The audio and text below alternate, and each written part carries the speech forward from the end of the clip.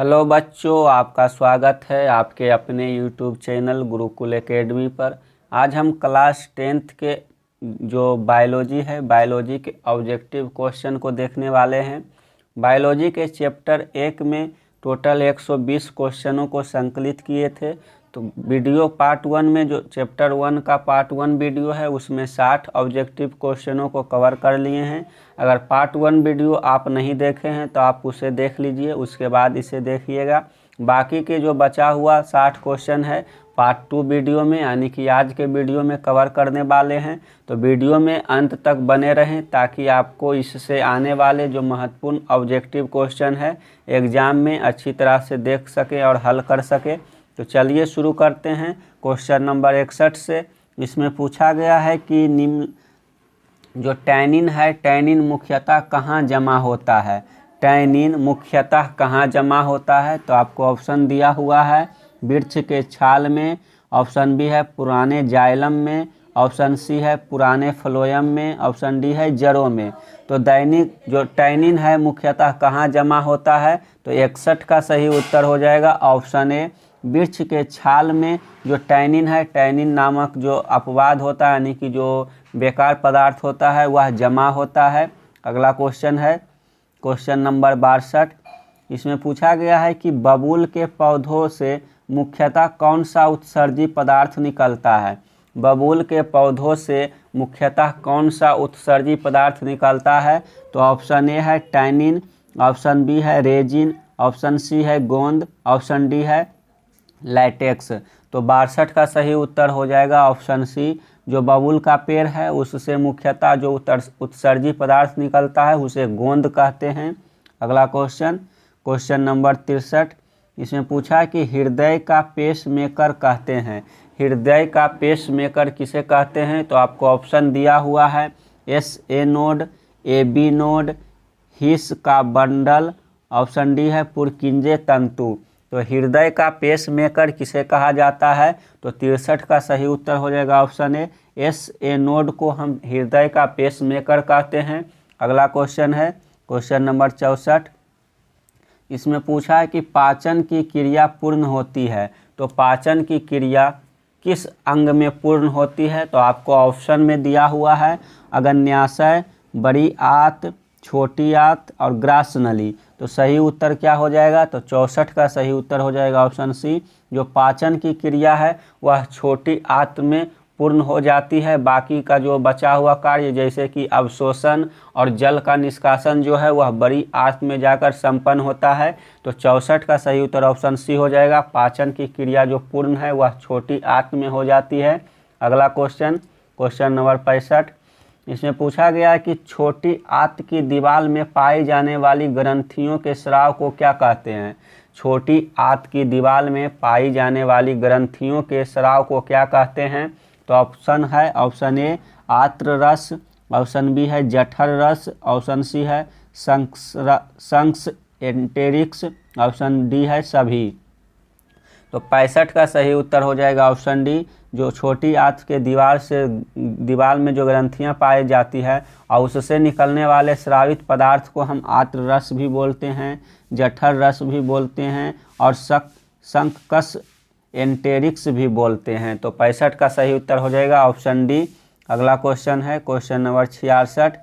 इसमें पूछा गया है कि हृदय के बेस्मों का शिथिलन एवं संकुचन क्रमशः कहलाते हैं। हृदय के बेस्मों का शिथिलन एवं संकुचन क्रमशः क्या कहलाते हैं? यानी कि हृदय का सिकुड़ना और हृदय का फैलना क्या कहलाता है? तो आपको ऑप्शन मिल जाएगा। ऑप्शन ए सिस्टोल एवं डायस्टोल, ऑप्शन बी है डायस्टोल एवं सिस्टोल, ऑप्शन सी है केवल सिस्टोल, ऑप्शन डी है केवल डायस्टोल। तो हृदय के शिथिलन एवं संकुचन को क्या कहते हैं? तो 66 का सही उत्तर हो जाएगा ऑप्शन बी। शिथिलन को डायस्टोल तथा संकुचन को सिस्टोल बोला जाता है। अगला क्वेश्चन नंबर 67। इसमें पूछा गया कि मनुष्य के हृदय में पेस मेकर कहाँ स्थित होता है। मनुष्य के हृदय में पेस मेकर कहाँ स्थित होता है? तो ऑप्शन ए दायां आलिंद की दीवार में, ऑप्शन बी है अंतर आलिंद भित्ति पर, ऑप्शन सी है अंतर निलय भित्ति पर, ऑप्शन डी है बायां आलिंद की दीवार पर। तो 67 का सही उत्तर हो जाएगा ऑप्शन ए, दायां आलिंद की दीवार पर हृदय का पेसमेकर स्थित होता है। तो 67 का सही उत्तर ऑप्शन ए जो आएगा। अगला क्वेश्चन, क्वेश्चन नंबर 68, इसमें पूछा गया है कि हृदय के चारों तरफ उपस्थित सुरक्षात्मक द्रव को कहते हैं। हृदय के चारों तरफ उपस्थित सुरक्षात्मक द्रव को क्या कहते हैं? तो ऑप्शन है, ऑप्शन ए पार्श्विक हृदयावरण, ऑप्शन बी है आंतरिक हृदयावरण, ऑप्शन सी है पेरिकार्डियक द्रव, ऑप्शन डी है A+B। तो 68 का सही उत्तर हो जाएगा ऑप्शन सी, जो हृदय के चारों तरफ उपस्थित सुरक्षात्मक द्रव होता है उसे पेरिकार्डियक द्रव कहा जाता है। तो 68 का सही उत्तर ऑप्शन सी हो जाएगा। अगला क्वेश्चन, क्वेश्चन नंबर 69, इसमें पूछा गया है कि इनमें से कौन एंटीबॉडी का निर्माण करता है? इनमें से कौन एंटीबॉडी का निर्माण करता है? ऑप्शन ए है लिम्फोसाइट, ऑप्शन बी है मोनोसाइट, ऑप्शन सी है बेसोफिल, ऑप्शन डी है न्यूट्रोफिल। तो 69 का सही उत्तर हो जाएगा ऑप्शन ए, जो एंटीबॉडी पाया जाता है वह लिम्फोसाइट है। यानी कि इनमें से कौन एंटीबॉडी का निर्माण करता है? तो लिम्फोसाइट के द्वारा एंटीबॉडी का निर्माण किया जाता है। अगला क्वेश्चन, क्वेश्चन नंबर 70, इसमें पूछा गया है कि अशुद्ध रक्त फेफड़ा से हृदय में जाता है। तो जो अशुद्ध रक्त होता है, अशुद्ध रक्त कहने का मतलब है कि जिस रक्त में कार्बन डाइऑक्साइड उपस्थित होता है उसे अशुद्ध रक्त बोलते हैं। तो अशुद्ध रक्त को जो फेफड़ा में जमा होता है, तो फेफड़ा से जमा हुआ जो रक्त है उसे हृदय में किस नली के द्वारा ले जाया जाता है? तो ऑप्शन ए है फुफ्फुसीय शिरा द्वारा, ऑप्शन बी है फुफ्फुसीय धमनी द्वारा, ऑप्शन सी है रक्त केशिकाओं द्वारा, ऑप्शन डी है इनमें से कोई नहीं। तो 70 का सही उत्तर हो जाएगा ऑप्शन बी, फुफ्फुसीय धमनी द्वारा जो अशुद्ध रक्त है वो फेफड़ा से हृदय में ले जाया जाता है। एक बात और है कि जो धमनी होता है, धमनी में शुद्ध रक्त बहता है, लेकिन एक ही धमनी है फुफ्फुसीय धमनी जिसमें अशुद्ध रक्त बहता है। बाकी अन्य सभी धमनियों में शुद्ध रक्त बहता है। और जो शिरा होता है, शिरा में अशुद्ध रक्त बहता है, और एक शिरा जो है, जो फुफ्फुसीय शिरा है, उसमें जो है शुद्ध रक्त बहता है, जो कि हृदय से फेफड़ा में जो जाने वाला रक्त है वह शुद्ध रक्त होता है, जो कि फुफ्फुसीय शिरा के द्वारा जाता है। अगला क्वेश्चन है क्वेश्चन नंबर 71, इसमें पूछा है कि जो धमनियाँ है, धमनियाँ शुद्ध रक्त पहुंचाती है। तो धमनियाँ कहाँ शुद्ध रक्त पहुंचाती है? ऑप्शन ए है हृदय से शरीर के विभिन्न भागों में, ऑप्शन बी है शरीर से हृदय में, ऑप्शन सी है हृदय से फेफड़ा में, ऑप्शन डी है इनमें से कोई नहीं। तो 71 का सही उत्तर हो जाएगा ऑप्शन ए, जो धमनियाँ होती हैं वह हृदय से शरीर के विभिन्न भागों में शुद्ध रक्त पहुंचाती है। अगला क्वेश्चन, क्वेश्चन नंबर 72, इसमें पूछा गया है कि शिराएँ अशुद्ध रक्त पहुंचाती है। शिराएँ अशुद्ध रक्त कहाँ पहुंचाती है? तो ऑप्शन ए है शरीर के सभी अंगों से हृदय की ओर, ऑप्शन बी है हृदय से शरीर की ओर, ऑप्शन सी है हृदय से फेफड़ों की ओर, ऑप्शन डी है इनमें से कोई नहीं। तो 72 का सही उत्तर हो जाएगा ऑप्शन ए, जो शिराएँ हैं वह शरीर के सभी अंगों से एकत्रित करके जितना भी रक्त होता है उसे हृदय की ओर लाता है। तो 72 का सही उत्तर ऑप्शन ए हो जाएगा, शरीर के अंगों से हृदय की ओर रक्त को लाने वाली जो धमनी होती है उसे मतलब कि पाइप होता है उसे शिरा कहते हैं, जिसमें अशुद्ध रक्त प्रवाहित करती है। अगला क्वेश्चन है क्वेश्चन नंबर 73, इसमें पूछा गया है कि ये कोशिकाएं रक्त स्राव को रोकती है। निम्नलिखित में से कौन सी कोशिकाएं रक्त स्राव को रोकती है? ऑप्शन ए है लाल रक्त कोशिकाएं, ऑप्शन बी है सफ़ेद रक्त कोशिकाएं, ऑप्शन सी है लसिका, ऑप्शन डी है प्लेटलेट कोशिकाएं। तो 73 का सही उत्तर हो जाएगा ऑप्शन डी, जो प्लेटलेट्स कोशिकाएं हैं वह रक्त स्राव को रोकती है। अगला क्वेश्चन, क्वेश्चन नंबर 74, इसमें पूछा है कि वातपोत्सर्जन का क्या महत्व है? वातपोत्सर्जन का निम्नलिखित में से क्या महत्व है? ऑप्शन ए है खनिज अवशोषण एवं वहन, ऑप्शन बी है जल का परिवहन, ऑप्शन सी है ताप का संकुचन, ऑप्शन डी है इनमें से सभी। तो 74 का सही उत्तर हो जाएगा ऑप्शन डी, इनमें से सभी कार्य है वातफोर्सर्जन का जो महत्व है। अगला क्वेश्चन, क्वेश्चन नंबर 75, इसमें पूछा है कि रक्तचाप उत्पन्न कैसे होता है। तो रक्तचाप उत्पन्न कैसे होता है, तो 75 का सही उत्तर हो जाएगा ऑप्शन सी, नीलयों के संकुचन के कारण रक्तचाप उत्पन्न होता है। अगला क्वेश्चन, क्वेश्चन नंबर 76, इसमें पूछा गया है कि मनुष्य के उत्सर्जन तंत्र में होता है। मनुष्य के उत्सर्जन तंत्र में निम्नलिखित में से कौन कौन शामिल है। तो 76 का जो ऑप्शन है, ऑप्शन ए है वृक्क, ऑप्शन बी है मूत्रवाहिनी, ऑप्शन डी है मूत्राशय तथा मूत्रमार्ग, ऑप्शन डी है इनमें से सभी। तो 76 का सही उत्तर हो जाएगा ऑप्शन डी। ये जो तीनों अंग आपको देखने को मिल रहा है ये सभी मनुष्य के उत्सर्जन तंत्र के अंतर्गत आते हैं। अगला क्वेश्चन, क्वेश्चन नंबर 77, इसमें पूछा है कि मानव शरीर में कितने वृक्क होते हैं। मानव शरीर में कितने वृक्क होते हैं, यानी कि कितने किडनी होते हैं। तो आपको पता होगा कि मानव शरीर में टोटल 2 किडनी यानी कि 1 जोड़ा किडनी पाया जाता है। अगला क्वेश्चन है क्वेश्चन नंबर 78, इसमें पूछा है कि मूत्र में होता है। तो जो मूत्र होता है, मूत्र में क्या क्या उपस्थित होता है। तो ऑप्शन ए है जल, ऑप्शन बी है यूरिया, ऑप्शन सी है सोडियम क्लोराइड, ऑप्शन डी है इनमें से सभी। तो जो मूत्र होता है, मूत्र में ये सभी उपस्थित होते हैं। तो 78 का सही उत्तर हो जाएगा ऑप्शन डी, यानी कि मूत्र में जल, यूरिया, सोडियम क्लोराइड ये सभी उपस्थित होते हैं। अगला क्वेश्चन, क्वेश्चन नंबर 79, इसमें पूछा गया है कि नेफ्रॉन में प्याले जैसी रचना होती है। नेफ्रॉन में प्याले जैसी रचना होती है, उसे हम क्या कहते हैं। तो ऑप्शन ए है बोमेन संपुट, ऑप्शन बी है हेनले का चाप, ऑप्शन सी है ग्लोमेरुलस, ऑप्शन डी है मैल्पिगियन कोब। तो 79 का सही उत्तर हो जाएगा ऑप्शन ए, जो नेफ्रॉन में प्याले जैसी रचना होती है उसे बोमेन संपुट बोला जाता है। तो 79 का सही उत्तर ऑप्शन ए। अगला क्वेश्चन, क्वेश्चन नंबर 80, इसमें पूछा है कि कौन सी रचना बोमेन संपुट से घिरी होती है। कौन सी रचना बोमेन संपुट से घिरी होती है। तो 80 का सही उत्तर हो जाएगा ऑप्शन सी, ग्लोमेरुलस जो है वह बोमेन संपुट के द्वारा घिरा होता है। अगला क्वेश्चन, क्वेश्चन नंबर 81, इसमें पूछा गया है कि हीमोडायलिसिस में क्या नहीं होता है। हीमोडायलिसिस में क्या नहीं होता है। ऑप्शन ए है रक्त को 0 डिग्री सेल्सियस तक ठंडा करते हैं, ऑप्शन बी है डायलाइजर आंशिक पारगम्य सेलोफेन का बना होता है, ऑप्शन सी है रक्त में प्रतिस्कंदन मिलाते हैं, ऑप्शन डी है इनमें सभी।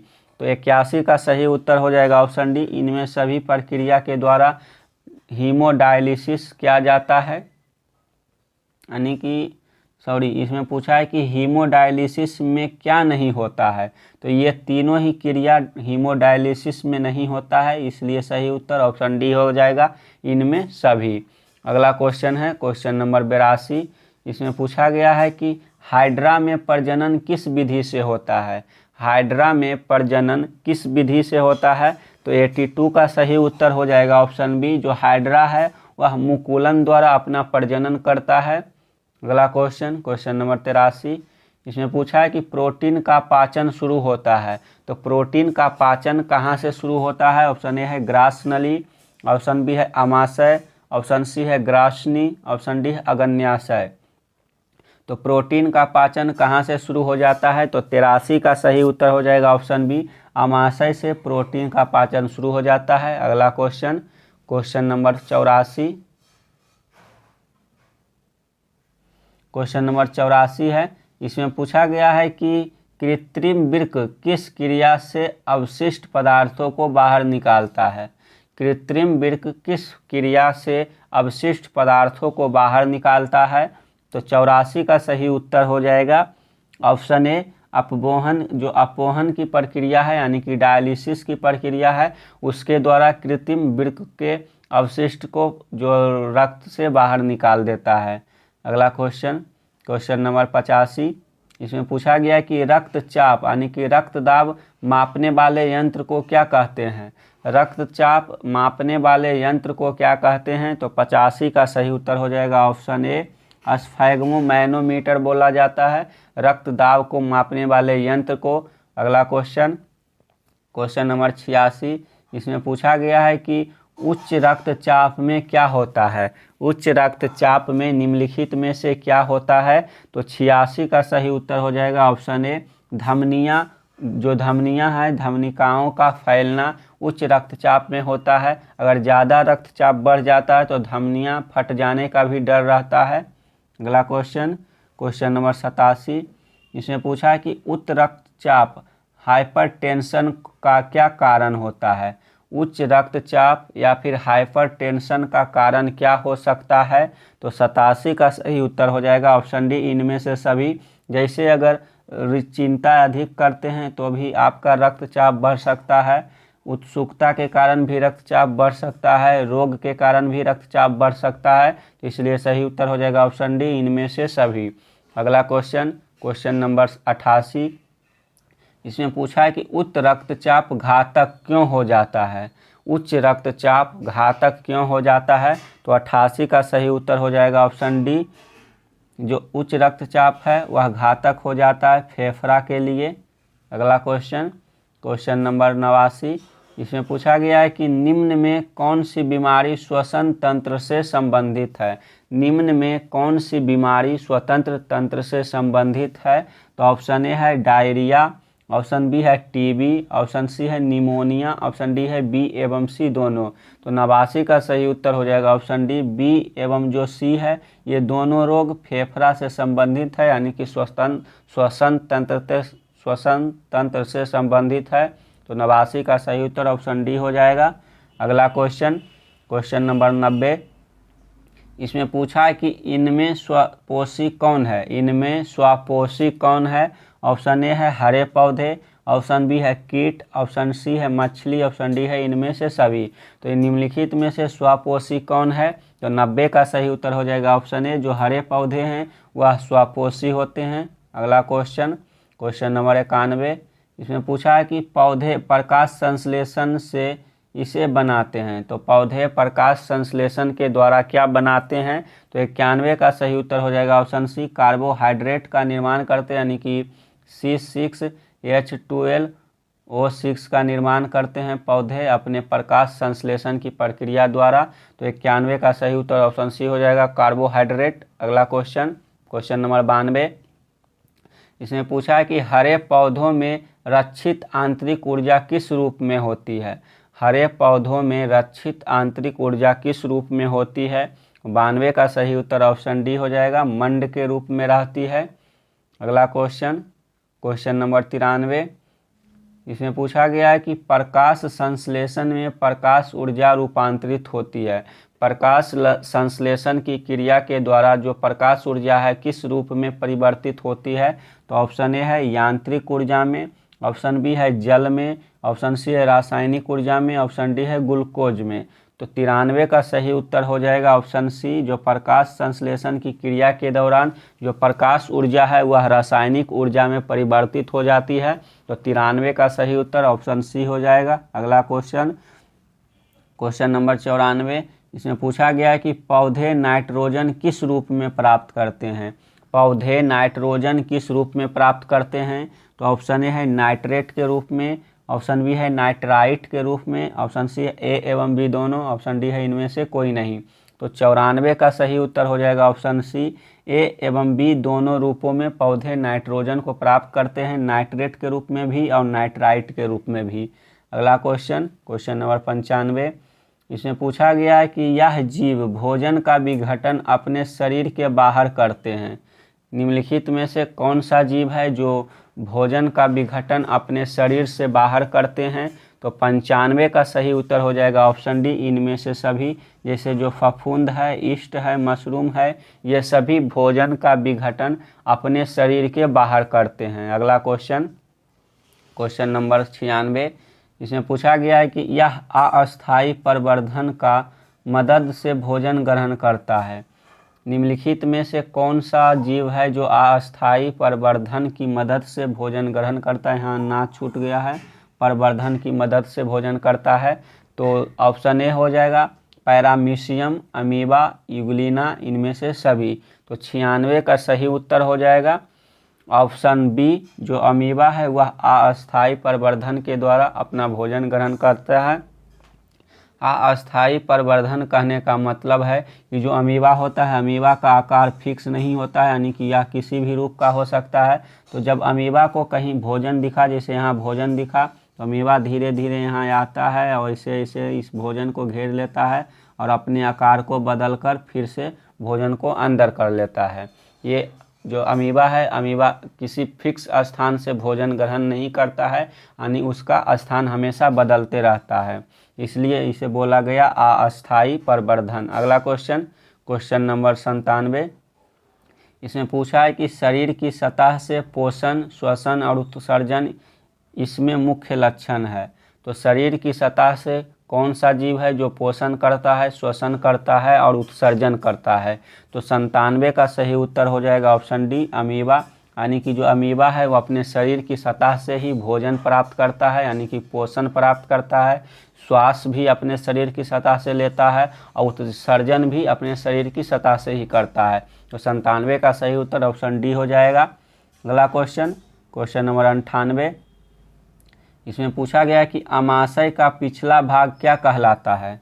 अमाशय का पिछला भाग क्या कहलाता है? ऑप्शन ए है कार्डियक, ऑप्शन बी है फुंडिक, ऑप्शन सी है पाइलोरिक, ऑप्शन सी है पैरोटिक। तो 98 का सही उत्तर हो जाएगा ऑप्शन सी, जो अमाशय है, अमाशय का पिछला भाग पाइलोरिक कहलाता है। अगला क्वेश्चन, क्वेश्चन नंबर 99। इसमें पूछा गया है कि अमाशय के जठर रस में पाए जाते हैं। अमाशय के जठर रस में निम्नलिखित में से क्या पाए जाते हैं?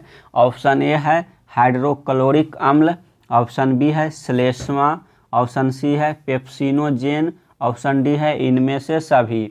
तो 99 का सही उत्तर हो जाएगा ऑप्शन डी, जो अमाशय है, अमाशय के जठर रस में ये सभी पाए जाते हैं। अगला क्वेश्चन, क्वेश्चन नंबर 100। इसमें पूछा है कि अमाशय की ग्रंथियों से अत्यधिक अम्लीय स्राव से क्या होता है? अमाशय की ग्रंथियों से अत्यधिक अम्लीय स्राव से क्या होता है? तो ऑप्शन ए है श्लेष्मा का स्राव घटता है, ऑप्शन बी है पेप्टिक अल्सर होता है, ऑप्शन सी ए और बी दोनों, ऑप्शन डी इनमें से कोई नहीं। तो 100 का सही उत्तर हो जाएगा ऑप्शन सी, ए और बी दोनों। यानी कि जब अमाशय में अत्यधिक अम्लीयता बढ़ जाती है तो उससे श्लेष्मा का जो स्राव है वह घट जाता है और पेट में पेप्टिक अल्सर भी हो सकता है। अगला क्वेश्चन, क्वेश्चन नंबर 101। इसमें पूछा गया है कि यह भोजन के हानिकारक बैक्टीरिया को नष्ट करता है।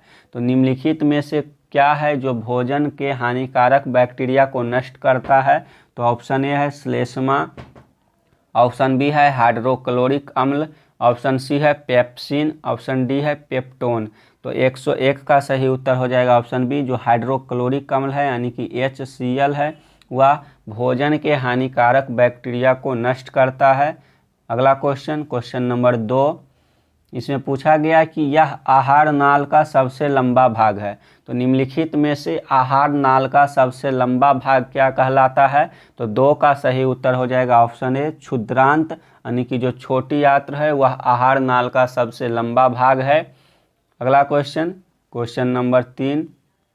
इसमें पूछा है कि क्षुद्रांत का कार्य है, क्षुद्रांत या फिर छोटी आंत्र का निम्नलिखित में से क्या कार्य है? तो ऑप्शन ए है सिर्फ वसा और प्रोटीन का पूर्ण पाचन करना, ऑप्शन बी है सिर्फ प्रोटीन एवं कार्बोहाइड्रेट का पूर्ण पाचन करना, ऑप्शन सी है कार्बोहाइड्रेट, वसा एवं प्रोटीन का पूर्ण पाचन करना, ऑप्शन डी है इनमें से कोई नहीं। तो 3 का सही उत्तर हो जाएगा ऑप्शन सी, जो क्षुद्रांत या फिर छोटी आंत्र है उसका कार्य है कार्बोहाइड्रेट, वसा एवं प्रोटीन का पूर्ण पाचन करना। अगला क्वेश्चन, क्वेश्चन नंबर 4। इसमें पूछा है कि छोटी आंत्र का पहला भाग कौन सा है? छोटी आंत्र का पहला भाग कौन सा है? जो छोटी आंत्र है उसे अलग अलग भागों में बांटा गया है, तो जो उसका पहला भाग होता है यानी कि अगर आगे का भाग उसे क्या कहा जाता है? तो ऑप्शन ए है जेजूनम, ऑप्शन बी है ग्रहणी, ऑप्शन सी है इलियम, ऑप्शन डी है पाइलोरिक। तो 4 का सही उत्तर हो जाएगा ऑप्शन बी जो छोटी आंत का पहला भाग है उसे ग्रहणी बोला जाता है। अगला क्वेश्चन, क्वेश्चन नंबर 5, इसमें पूछा गया है कि यह आमाशय से आने वाले अम्लीय भोजन को क्षारीय बनाता है। तो कौन सा जो ग्रंथि है यानी कि कौन सा स्थान है जो आमाशय से आने वाले अम्लीय भोजन को क्षारीय बना देता है? तो ऑप्शन ए है अकृत से स्रावित पित्तरस, ऑप्शन बी है आमाशय का अग्न्याशय रस, ऑप्शन सी है आमाशय का जठर रस, ऑप्शन डी है इनमें से सभी। तो कौन सा ग्रंथि है जो आमाशय से आने वाले अम्लीय भोजन को क्षारीय बना देता है? तो 5 का सही उत्तर हो जाएगा ऑप्शन ए, यानी कि जो यकृत है, यानी कि जो जिसे हम जिसे हम यकृत कहते हैं, उसे कौन सा रस स्रावित करता है? तो वह पित्त रस स्रावित करता है। जो पित्त रस होता है वह क्षारीय प्रकृति का होता है और अम्लीय भोजन को क्षारीय बना देता है। अगला क्वेश्चन, क्वेश्चन नंबर 6, इसमें पूछा गया है कि पौधों में गैसों का आदान प्रदान किस प्रक्रिया द्वारा होता है? पौधों में गैसों का आदान प्रदान किस प्रक्रिया द्वारा होता है? तो 6 का सही उत्तर हो जाएगा ऑप्शन बी, विसरण के द्वारा पौधों में गैसों का आदान प्रदान होता है। अगला क्वेश्चन, क्वेश्चन नंबर 7, इसमें पूछा है कि हरे पौधे रात्रि में किस गैस का निष्कासन करते हैं? हरे पौधे रात्रि में किस गैस का निष्कासन करते हैं? तो ऑप्शन ए है ऑक्सीजन, ऑप्शन बी है कार्बन डाइऑक्साइड, ऑप्शन सी है नाइट्रोजन, ऑप्शन डी है इनमें से कोई नहीं। तो 7 का सही उत्तर हो जाएगा ऑप्शन बी, कार्बन डाइऑक्साइड। यानी कि जो हरे पौधे होते हैं जब दिन में ये प्रकाश संश्लेषण करते हैं तो प्रकाश संश्लेषण की क्रिया के दौरान कार्बन डाइऑक्साइड ग्रहण करते हैं और ऑक्सीजन को मुक्त करते हैं। लेकिन दिन में ही अगर पौधे श्वसन की क्रिया कर रहे हैं तो उस दौरान वह भी ऑक्सीजन के रूप में, श्वसन के रूप में ऑक्सीजन लेते हैं और उसका जो निष्कासन होता है कार्बन डाइऑक्साइड होता है। तो जो पौधे होते हैं रात में प्रकाश संश्लेषण की प्रक्रिया नहीं करते हैं, जिस कारण से वो ऑक्सीजन नहीं निकाल पाते हैं, यानी कि ऑक्सीजन का निष्कासन नहीं होता है। केवल रात्रि में पौधे श्वसन की क्रिया करते हैं, इसलिए कार्बन डाइऑक्साइड गैस रात्रि में निकलता है। अगला क्वेश्चन, क्वेश्चन नंबर 8, इसमें पूछा है कि मछलियों में श्वसन होता है। तो मछलियों में निम्नलिखित में से किस अंग द्वारा श्वसन होता है? तो ऑप्शन ए है ट्रेकिया द्वारा, ऑप्शन बी है फेफड़े के द्वारा, ऑप्शन सी है शरीर की सतह से, ऑप्शन डी है क्लोम के द्वारा। तो मछलियों में श्वसन किस अंग के द्वारा होता है? तो 8 का सही उत्तर हो जाएगा ऑप्शन डी, क्लोम के द्वारा। जो क्लोम होता है, क्लोम के द्वारा मछली अपना श्वसन करते हैं। अगला क्वेश्चन, क्वेश्चन नंबर 9, इसमें पूछा गया है कि मानव श्वसन तंत्र में होता है। तो मानव श्वसन तंत्र में निम्नलिखित में से कौन सा अंग शामिल होता है? तो ऑप्शन ए है स्वर यंत्र, ऑप्शन बी है श्वास नली, ऑप्शन सी है फेफड़ा। तो 109 का सही उत्तर, यानी कि 9 का सही उत्तर हो जाएगा ऑप्शन डी, इनमें से सभी अंग मानव श्वसन तंत्र में शामिल होते हैं। अगला क्वेश्चन, क्वेश्चन नंबर 10, इसमें पूछा गया है, क्वेश्चन नंबर 10, क्वेश्चन नंबर 10, इसमें पूछा गया है कि मानव में हीमोग्लोबिन उच्च बंधुता रखता है। मानव में हीमोग्लोबिन किसके प्रति उच्च बंधुता रखता है? तो ऑप्शन ए है ऑक्सीजन के लिए, ऑप्शन बी नाइट्रोजन के लिए, ऑप्शन सी ए एवं बी दोनों के लिए, ऑप्शन डी इनमें से कोई नहीं। तो 10 का सही उत्तर हो जाएगा ऑप्शन ए, जो हीमोग्लोबिन है वह ऑक्सीजन के लिए उच्च बंधुता रखता है। लेकिन अगर हीमोग्लोबिन को ऑक्सीजन के जगह कार्बन मोनोऑक्साइड मिल जाए, यानी कि CO मिल जाए, तो ऑक्सीजन को छोड़कर वह कार्बन मोनोऑक्साइड को पकड़ लेता है और आगे ले जाना शुरू कर देता है, जिस कारण से मनुष्य का आपातकाल में मृत्यु हो जाता है, यानी कि तत्काल में उसकी मृत्यु हो जाती है। क्यों? ऑक्सीजन को नहीं वहन करने के कारण जो हीमोग्लोबिन है वह कार्बन मोनोऑक्साइड को आगे लेकर चला जाता है, जिस कारण से कोशिकाओं को ऑक्सीजन नहीं मिल पाता है और कोशिकाएं मरना शुरू हो जाता है, जिसके कारण से मनुष्य का भी मृत्यु हो जाता है। तो जो हीमोग्लोबिन है वह ऑक्सीजन के साथ मिलकर ऑक्सी हीमोग्लोबिन का निर्माण करता है, और वही ऑक्सी हीमोग्लोबिन जब कोशिकाओं के पास पहुंचता है तो ऑक्सी हीमोग्लोबिन टूटकर ऑक्सीजन कोशिका को दे देता है और फिर से हीमोग्लोबिन के रूप में बन जाता है। इसी प्रकार से यह प्रक्रिया निरंतर जारी रहता है जब तक मनुष्य जीवित रहता है। अगला क्वेश्चन नंबर 111 है। इसमें पूछा गया है कि मानव रुधिर वहन करता है। मानव रुधिर निम्नलिखित में से क्या वहन करता है? ऑप्शन ए है भोजन का, ऑप्शन बी है ऑक्सीजन का, ऑप्शन सी है वर्ण्य पदार्थ का, ऑप्शन डी है इनमें से सभी। तो 111 का सही उत्तर हो जाएगा ऑप्शन डी। जो मानव रुधिर है वह सभी चीज़ों का वहन करता है, जैसे भोजन का, ऑक्सीजन का, वर्ण्य पदार्थ का, ये सभी का वहन कोशिका जो मानव का रुधिर यानी कि मानव का रक्त है उसी के द्वारा किया जाता है। यानी कि एक पदार्थों को अनेक कोशिकाओं तक जो पहुंचाने का कार्य होता है वह रक्त द्वारा ही किया जाता है। अगला क्वेश्चन नंबर 12। इसमें पूछा है कि रुधिर क्या है? रुधिर क्या है? तो इसका सीधा सा उत्तर हो जाएगा ऑप्शन डी। जो रुधिर है वह तरल संयोजी उत्तक है। इसका सीधा उत्तर तरल संयोजी उत्तक है। इसे याद रखना है। इस प्रकार के क्वेश्चन एग्जाम में पूछे गए हैं, आशा है कि आगे भी पूछे जा सकते हैं, तो आपको याद रखना है। अगला क्वेश्चन नंबर 13। इसमें पूछा है कि प्लाज्मा के अलावा रक्त में पाए जाते हैं। तो प्लाज्मा के अलावा रक्त में क्या पाए जाते हैं? ऑप्शन ए है लाल रक्त कोशिकाएं, ऑप्शन बी है श्वेत रक्त कोशिकाएं, ऑप्शन सी रक्त पट्टिकाणु, ऑप्शन डी है इनमें से सभी। तो 13 का सही उत्तर हो जाएगा ऑप्शन डी, इनमें से सभी। जो रक्त है, रक्त में प्लाज्मा के अलावा लाल रक्त कोशिकाएं पाई जाती है, श्वेत रक्त कोशिकाएं पाई जाती हैं, रक्त पुट्टिकाएं भी पाई जाती हैं। तो इसलिए 13 का सही ऑप्शन हो जाएगा ऑप्शन डी। अगला क्वेश्चन नंबर 14। इसमें पूछा है कि फुफ्फुसीय शिराओं से ऑक्सीजन प्रचुर रुधिर जाता है हृदय के। फुफ्फुसीय शिराओं से ऑक्सीजन प्रचुर मात्रा में रुधिर द्वारा हृदय में जाता है। तो किस में जाता है? यहाँ क्वेश्चन थोड़ा सा उल्टा हो गया है। फुफ्फुसीय शिराओं से ऑक्सीजन प्रचुर मात्रा में रुधिर द्वारा हृदय के किस भाग में जाता है? तो 14 का सही उत्तर हो जाएगा ऑप्शन ए, बाएं अलिंद से फेफड़ा में जाता है, जो कि फुफ्फुसीय शिरा के द्वारा जाता है, जिसमें कि प्रचुर मात्रा में ऑक्सीजन पाया जाता है।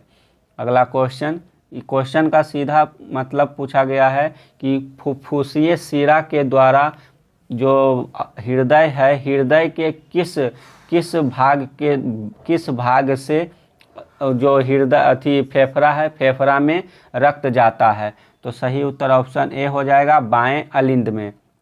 अगला क्वेश्चन नंबर 15। इसमें पूछा गया है कि रक्त का वहन होता है। तो रक्त का वहन कहाँ होता है? तो 15 का सही उत्तर हो जाएगा ऑप्शन डी। ए एवं सी दोनों सही है, यानी कि बाएं अलिंद से बाएं निलय में और दाएं अलिंद से दाएं निलय में होता है रक्त का वहन। अगला क्वेश्चन, जो हृदय होता है वह 4 भागों में बटा होता है। इस प्रकार से 4 भाग।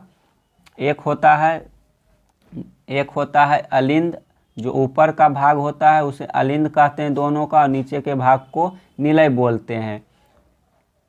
तो इस साइड का जो है इसे हम बोलेंगे बायां अलिंद, और इस साइड को हम बोलेंगे दायां निलय। ये हो गया बायां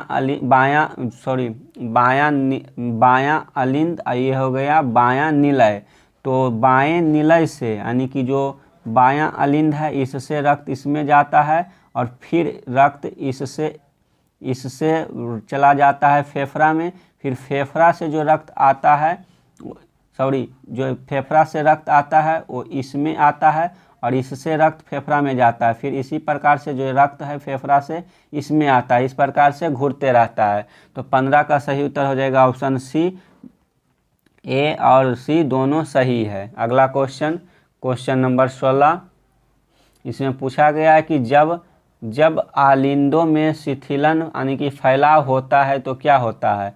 जब आलिंदों में शिथिलन यानी फैलाव होता है तो क्या होता है, तो 16 का सही उत्तर हो जाएगा ऑप्शन ए, दोनों निलय संकुचित होता है। जब आलिंद फैलता है तो दोनों निलय संकुचित होता है, जब निलय फैलता है तो आलिंद संकुचित होता है।